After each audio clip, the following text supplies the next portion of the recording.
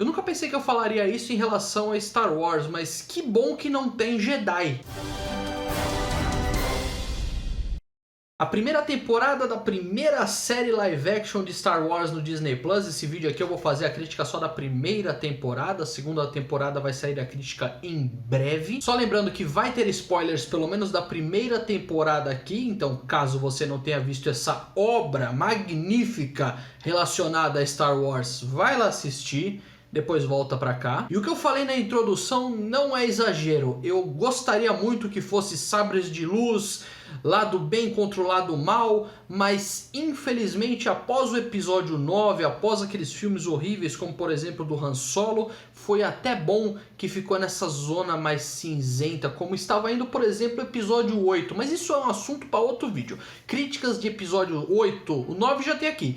Crítica do episódio 8 do Han Solo eu vou fazer no futuro. Em relação ao Mandaloriano, eu gostei bastante que ele fica naquela parte meio cinzenta. Você não sabe se ele é um cara totalmente bom, um cara totalmente mal logo no começo da série, pelo menos. No fim, a gente sabe que ele é um cara bonzinho. Pô, ele salvou o Baby Yoda. Ele é um cara bonzinho. Ele salva um bebê, pelo menos naquele momento. Exemplo, episódio 1, ele é muito mais sério em relação à história e tudo isso, porque o episódio 1 ele precisa estabelecer algumas coisas, como por exemplo, em que momento da linha do tempo se passa Mandaloriano.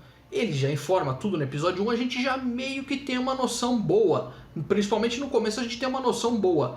Caso você não tenha entendido em que momento se passa o Mandaloriano, ele passa logo após episódio 6, ou seja, o Imperador já era, Vader já era, a Estrela da Morte 2 já era. E é nesse contexto que é antes da Primeira Ordem surgir, naquele vácuo de poder que ficou o Império. Depois que o Império caiu, porque ele não caiu, ficou aquelas mini facções, mini mestres da guerra, ficaram manipulando suas regiões. Tem o Tarkin, por exemplo, que tem nos livros, não é mencionado nessa temporada, mas ele está lá, ele está nos livros, ele está no Rebels, por exemplo. Falando em Rebels, um dos produtores é o Dave Filoni, ele produz o Rebels, ele fez Star Wars Clone Wars, ele é o cara que entende de tudo visual de Star Wars, toda a parte visual, não em relação a livros, ele entende bastante também, tem muita coisa de livro, tem muita coisa de jogo que tem nessa série, que é visível que tem, mas só que não é nisso que ele se baseia mais no que ele já está habituado, como por exemplo Rebels e Clone Wars. Outro cara muito importante, muito interessante, que tem uma mão muito boa para pegar início de franquia é o Jon Favreau. Jon Favreau, caso você não saiba, ele também dirigiu o primeiro Homem de Ferro, Homem de Ferro 2. Ele consegue fazer o universo crescer, mesmo esse universo já estando extremamente estabelecido, que é o caso do Mandaloriano. Só que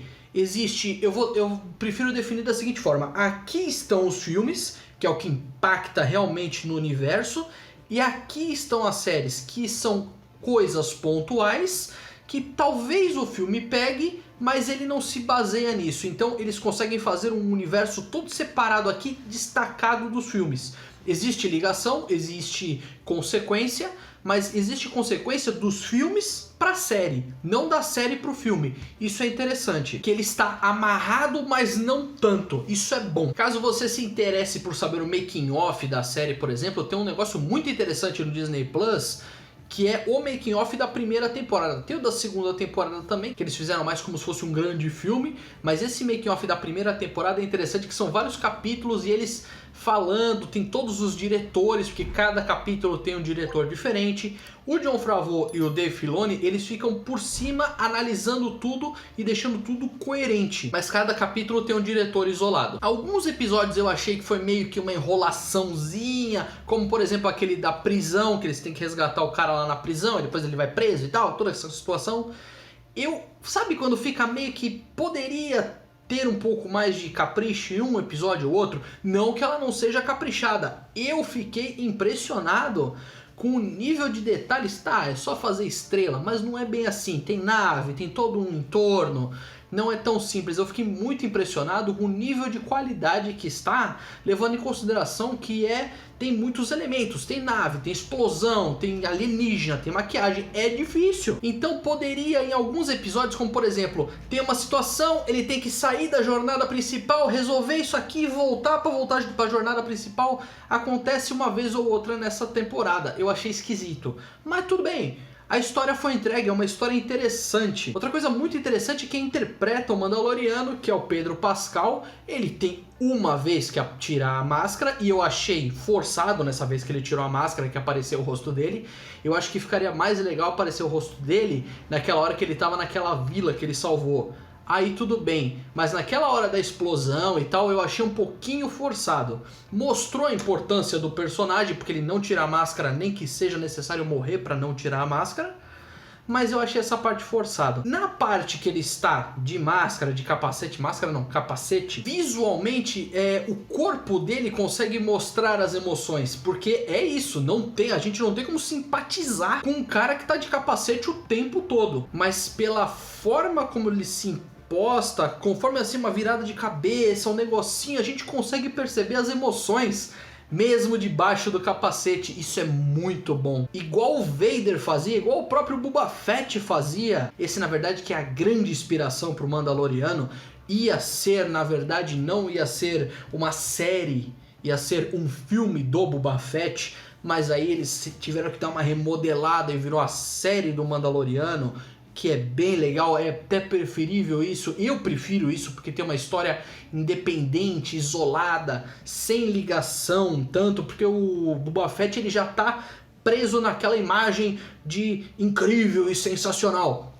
Pelo menos com o Mandaloriano sendo uma história nova e independente, é mais interessante. E isso porque eu tô só falando do Mandaloriano. Eu não mencionei ainda o Baby Yoda. Eu não falei nada a respeito desse personagem incrível e fofinho, que muda toda a trajetória da série. Do jeito que eles estavam no começo, muda completamente porque ele agora precisa proteger aquele bebê. É um jeito muito interessante, muito inteligente, aliás, de fazer você simpatizar pelo Mandaloriano. Porque se só fosse ele indo atrás de coisas e resolvendo coisas, não sei se seria tão interessante. Mas quando você coloca uma vida, um bebezinho de 50 anos, mas é um bebezinho correndo risco de vida, a gente acaba se afeiçoando, ainda mais porque ele é da mesma espécie do Yoda, o que é muito legal. E eu fiquei muito empolgado quando eu vi isso pela primeira vez. Toda vez que aparecia o Baby Yoda eu tava sorrindo, porque não tem como, é muito fofinho. Eu fiquei com vontade de comprar, só que é caríssimo, mas eu fiquei com vontade de comprar. E aquela parte que eu falei de referências a outros filmes, pô, a gente volta pra Tatooine finalmente, não aquela coisa ridícula de eu sou Skywalker, não. A gente volta para Tatooine em outra situação, em outro formato. É bem legal a gente voltar a esse planeta, que sinceramente é o planeta principal de Star Wars. Pode até ser Alderaan, Coruscant, um dos que movem a trama, mas Tatooine, pelo menos para mim, Tatooine vive no meu coração. Não tem como, é muito legal. E você, o que achou da primeira temporada? Da segunda a gente vai discutir depois. O que você achou da primeira temporada de Mandaloriano? Deixa aqui nos comentários. Obrigado por ter assistido, não se esqueça de se inscrever no canal. Tchau, tchau e até a próxima!